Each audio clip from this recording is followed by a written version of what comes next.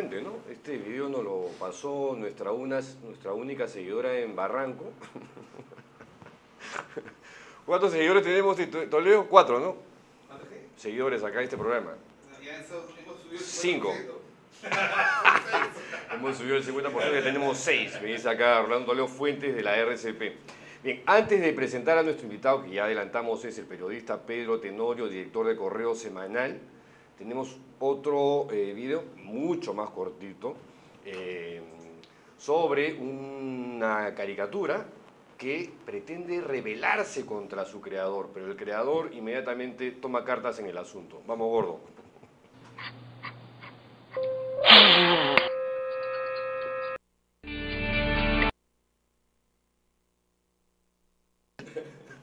Ya, antes de presentar a Pedro Tenorio, que ya está con nosotros aquí en el estudio B de La Mula, tenemos otro videíto para los fanáticos de Homeland, esta serie que la está rompiendo en los Estados Unidos y que si no la ha visto, les adelanto, se están perdiendo de algo importante en su vida. Más o menos es así. Bueno, para quienes han seguido Homeland, bueno, les cuento que Homeland se inspira en una serie israelí, que también la está rompiendo en Israel.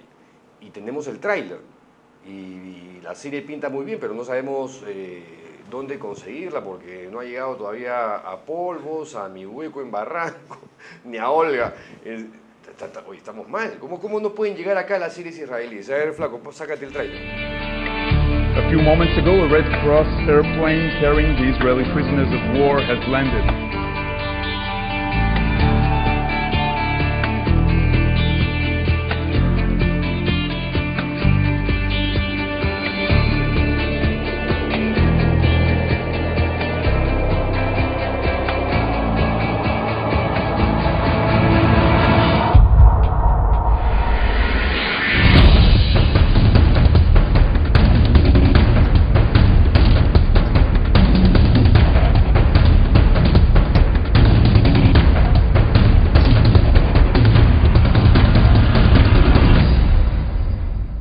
Bien, ese es el tráiler de esta serie israelí que habría inspirado la serie norteamericana Homeland.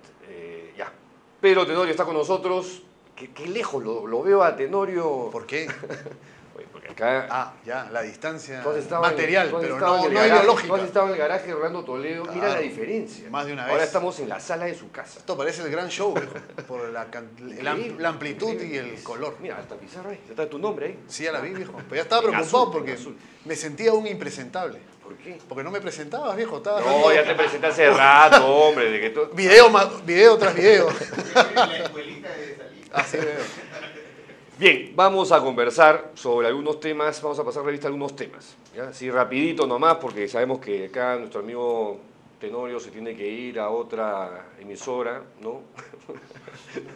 Un compromiso. De la que acaban de votar a 130. Oye, qué fuerte eso, ¿no? Claro, pues. Qué fuerte, qué fuerte. Los invitados van gratis, por eso no corren peligro. Ya decía yo, porque ahorita de repente hay rachas Bueno. de invitados, ¿ah? Bueno, Así es la vida. primer tema, Pedro. Alejandro Toledo, ¿tiene alguna posibilidad de salir bien librado de esta crisis en la que se encuentra? Bueno, es complicado ser absoluto, pero creo que en este caso estamos muy cerca de una definición que nos lleve a pensar que políticamente está acabado. Porque no es el caso de otros líderes políticos que tienen habilidades, como el caso de Alan García u otros, Pero, para a ver. salir del embrollo en el que Sí, pero está. el caso de Alan García te demuestra que en el Perú no hay muertos políticos, Así es, no hay por eso cadáveres ponía el políticos. ejemplo de Hay García. zombies, sí, Ah. hay zombies, ¿no? Esto es como The Walking Dead. Ajá. Pero no hay muertos políticos. O sea, lo de Toledo, de repente, Por eso es un impasse, ¿no? Un mal paso en el camino y punto.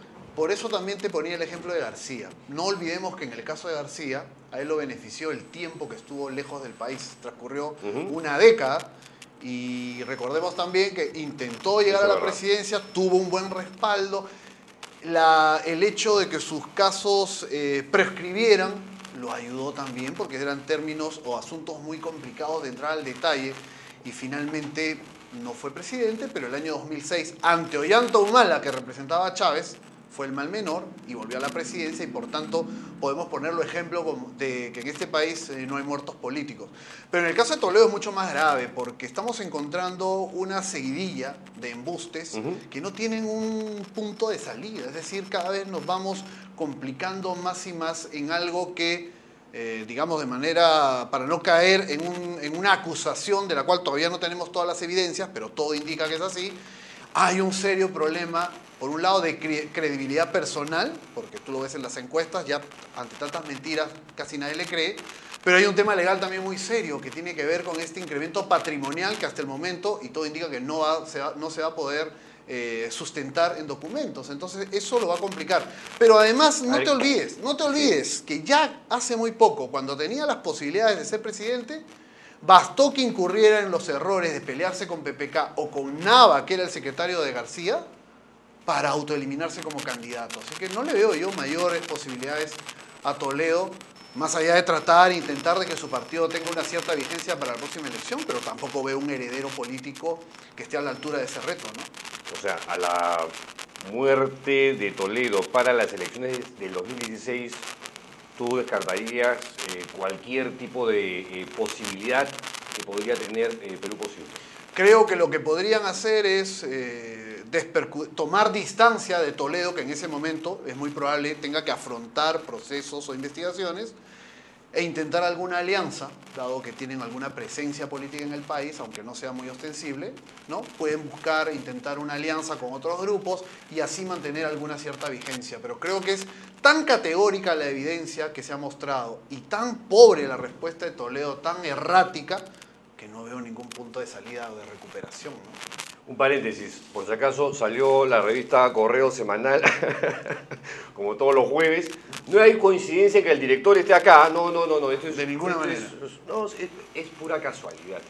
Además, Correo Semanal ha venido con una revista que se llama Escápate, Vacaciones a la Vista. ¿Es una revista que va a salir periódicamente o eventualmente? Mira, estábamos dándole vueltas qué tipo de contenidos podemos compartir con los lectores, porque tú pagas lo mismo que pagas siempre y te llevas una revista de viajes y turismo, ¿no?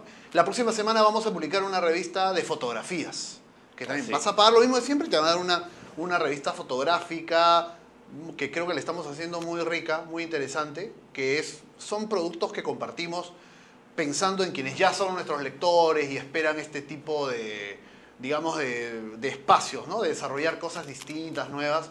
Pero hacia el 7 de julio venimos con una entrega de DVDs que le va a gustar a la gente, creo que está bien interesante. Entonces, ¿qué tal Cherry que le estamos haciendo acá? Tú me has preguntado, viejo, yo te cuento. No, pero veo que aprovechas muy bien el espacio vacío.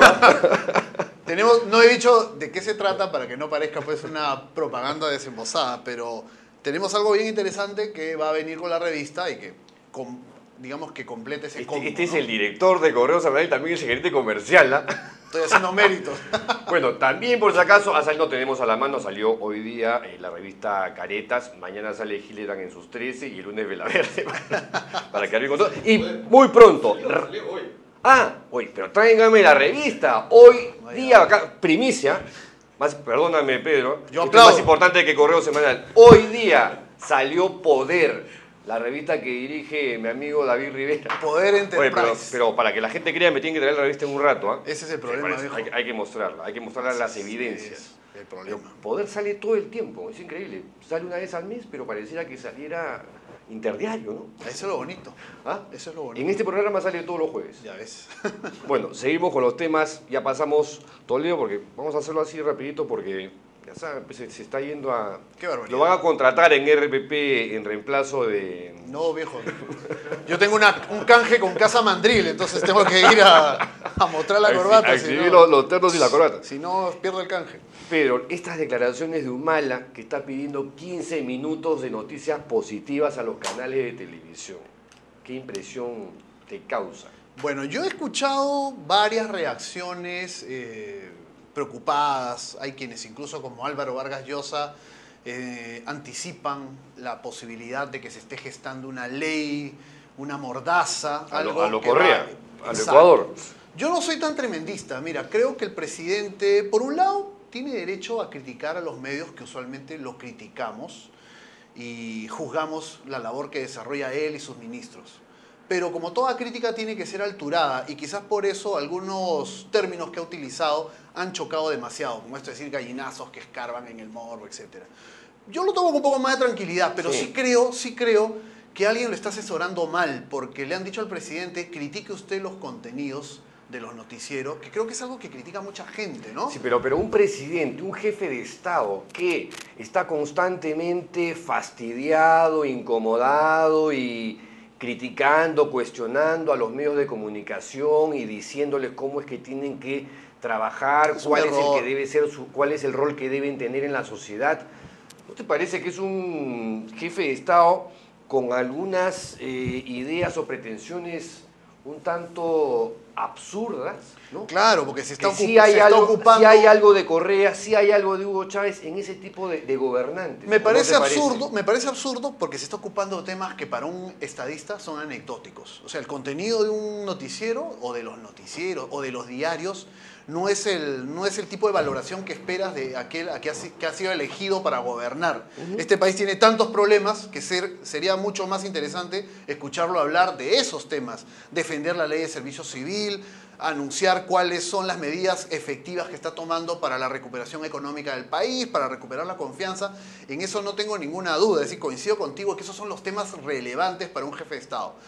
Pero además, para que haya noticias positivas, el gobierno tiene que hacer su parte. Pues, o sea, a mí me encantaría ver, o sea, se redujo la delincuencia, se redujo el crimen en un 50%. Pero es evidente que el presidente y la primera dama no están preparados para administrar el poder. Es decir, les choca la crítica, les molesta, ¿no? Y una reacción, una manera de manifestar esa reacción y según ellos golpear, es decir, devolver el golpe, es estas críticas que está haciendo. Que yo creo que es un error. Es decir, alguien le ha dicho al presidente que usted los noticieros va a ver cómo el público coincide con usted. Y ese es un aplauso efímero, porque no es un tema importante, no es un tema de fondo. Y es un tema que llama a preocupación. Secundario. Y claro, alimenta la preocupación de otras personas que dicen, oye, ¿qué puede estar acá en camino? Pues yo te recuerdo, Pedro, que esto de una ley mordaza no es tan jalado de los pelos, pero no por lo que está diciendo Humala ahora, sino por lo que el gobierno pidió y logró aprobar hace unos meses, a fin del año 2012. Se aprobó una ley por la cual toda la información vinculada a la Fuerza Armada que tiene carácter de reservado recibía una sanción mucho más fuerte por parte del Poder Judicial o de los estamentos del Ministerio que hacen la denuncia. Y es una norma que va contra la prensa que suele informar estos temas. Ahí tienes un claro ejemplo de una ley mordaza. El Instituto Prensa y Sociedad, IPIS, hizo su crítica en el momento, otras organizaciones periodísticas también, y no se ha corregido ese tema. A mí me preocupa más ese tipo de manifestaciones que es lo que diga Ollanta Humala ante un corro de periodistas donde él muchas veces no sabe cómo reaccionar y sale con esta frase un poco para generar algún tipo de conexión con quienes lo están escuchando, pero que no es un tema de fondo, ¿no? Otro tema, ya es un tema de la región, hablando de leyes mordaza. Esto que acaba de ocurrir en el Ecuador, esta aprobación de esta ley, oye, pero es muy fuerte. Muy preocupante, claro. No solo por los antecedentes que tiene Correa, de enjuiciar periodistas que cuando opinan, o sea, él enjuicia a periodistas de opinión, sí, claro. Solamente aquellos que de pronto hacen una denuncia, no existe la evidencia real y creo que la persona está en todo su derecho de demandar. No en ese caso, sino incluso a quienes opinan en una columna y los ha perseguido y les ha ganado juicios millonarios, de los cuales él luego se ha desistido un poco para quedar como magnánimo, ¿no? Exacto, pero en realidad el tema es preocupante. Ahora se aprueba una norma que establece una suerte de superintendencia en los contenidos. Y esto es muy grave porque, por ejemplo, hay una figura del linchamiento mediático. Sí. Que impide que un medio de comunicación se ocupe reiteradamente de determinado personaje o tema. Qué alucinante, ¿no? Si esa ley existiera en Argentina, Jorge Lanata no podría denunciar todo este pero evidentemente, porque él se ha centrado en el aparato de poder que rodea a la presidenta argentina. Si existiera esta norma que se aprobó en Ecuador, él no podría hacerlo. Quizás si esa norma se hubiera aprobado en el Perú en los 90, no hubiéramos podido denunciar o investigar a Vladimiro Montesinos porque hubieran dicho linchamiento mediático de una figura que además no es funcionario público. O sea, nos estamos dando cuenta de de lo absurdo, peligroso y abusivo que es esto, ¿no? Por suerte, la Sociedad Interamericana de Prensa está protestando, otros organismos lo harán en los próximos días o semanas. Sí, pero más importante es que proteste la ciudadanía ecuatoriana, la sociedad ecuatoriana, ¿no? Este tipo de normas caminan cuando un régimen no solo tiene mayoría parlamentaria, como la tiene Correa, sino mucho arraigo popular. Y eso es de lo que él se está beneficiando hoy en día para impulsar este tipo de normas.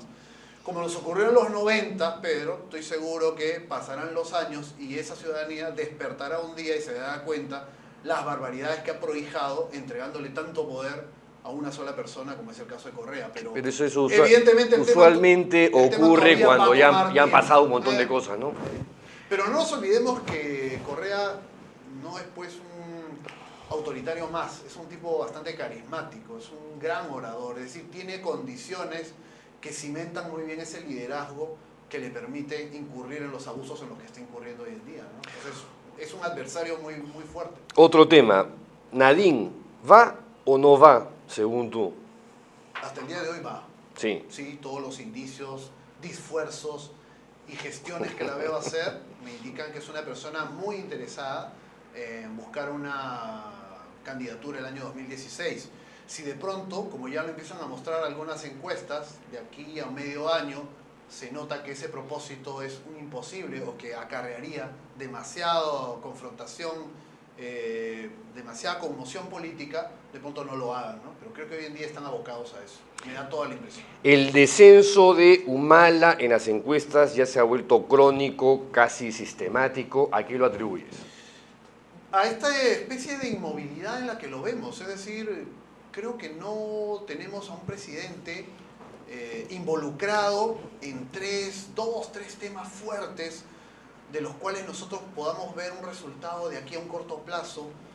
No lo veo encarnando una ilusión como sí lo fue al comienzo de su gobierno. Encarnando una ilusión. Claro, porque un líder... Tal frase que tiene acá el director de Correo Semanal, ¿ah? Increíble, Me he increíble. preparado antes de venir, he estado leyendo a Pedro Salinas, toda esta mancha, a Rolando Toledo, las conversaciones de café que le graban en la Dini. A Javier Torres. Me pasan a mí. Javier Torres, el arriero, tiene unas frases muy poéticas, casi Pero románticas. es evidente que un presidente, además de gestionar, tiene que tener una comunicación con la ciudadanía, y creo que Ollanta Humala la ha perdido, ¿no? Por dedicarle tiempo a otros a pelear con Alan García, a discutir a la prensa, o a intentar aventuras como la de Repsol, que finalmente no lo llevan a nada, y a perder peso al lado de la figura de su esposa, ¿no? Que eso que tanto se le advertía hace un año atrás y que mucha gente decía es exageración de opinólogo, que es que no la pueden soportar a Nadine. Y no se trata de eso, porque al mismo tiempo que se reconocía el aporte de Nadine, el carisma, el liderazgo que puede tener, también lo peligroso de esa presencia constante, ¿no? Y de esa competencia por ver quién realmente administra el poder. Y todo eso creo que ha sumado en contra de Ollanta Humala, ¿no? Pregunta final. Ahora, perdóname, Sí. en la línea que yo venía desarrollando, creo que tiene una gran oportunidad el presidente, ahora en julio. A eso ¿no? iba. En julio, ¿qué crees tú que va a pasar? ¿No? Está terminando su segundo año de Así gobierno. es. Sin tiene mayores que logros dar que mostrar. Un mensaje a la nación.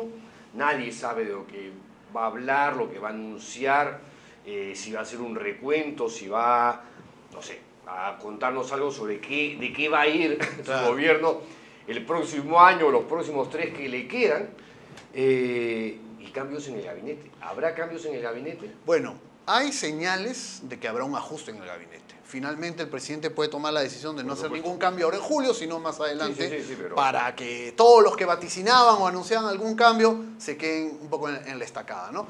Creo que él tiene Le gusta además a él darle la contra a la prensa, ¿no? Yo creo que él tiene 3 acontecimientos relevantes en julio que lo pueden ayudar. El primero es La Haya.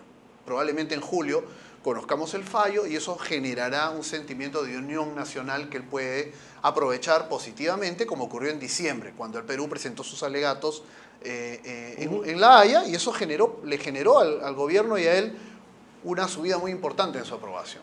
Lo segundo es el mensaje. Finalmente, el recuento de lo avanzado, que aparentemente es poco, pero sí, de pronto, si se plantean las cosas con inteligencia y de una manera racional, es decir, sin vender humo, sino estableciendo plazos específicos, puede haber un mensaje que genere también adhesión o un nuevo compromiso o una expectativa a favor de él. Y lo tercero creo que es el ajuste en el gabinete, ¿no? Creo que hay varios ministros que se han desdibujado. El primer ministro, para la gran mayoría de peruanos, no existe. No saben quién es, no lo conocen. Y eso es perder. Es David Rivera, ¿no? Y está ahí, yo lo veo en Canal 7, David Rivera, que creo que es primer Yo ministro. también, es igualito, además es Así el doble, es el clon. Pero ahí creo que tiene posibilidades de nuevamente organizar mejor su ejecutivo y tener voceros efectivos, porque en estos casos que hemos visto en el último mes no han dado pie con bola. Mi querido Pedro Tenorio, no queremos perjudicar tus negociaciones con RPP. Sabemos que te tienes que ir en este instante. Con Casa Mandril, viejo, si no salgo debidamente ataviado, me retiran el cambio. Fue Pedro Tenorio, director de la revista Correo Semanal. Muchísimas gracias por tu presencia. A ti, Pedro, a todos. Vamos a un comercial y luego venimos con el tema de la conferencia de prensa de Miguel Bosé, que ayer, dicho sea de paso, fue su concierto, gran concierto, por lo que me ha contado. Vamos con los comerciales, Hugo.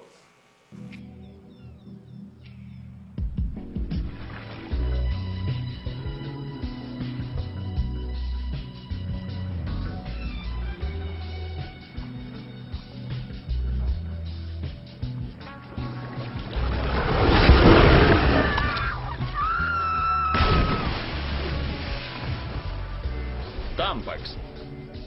Теперь без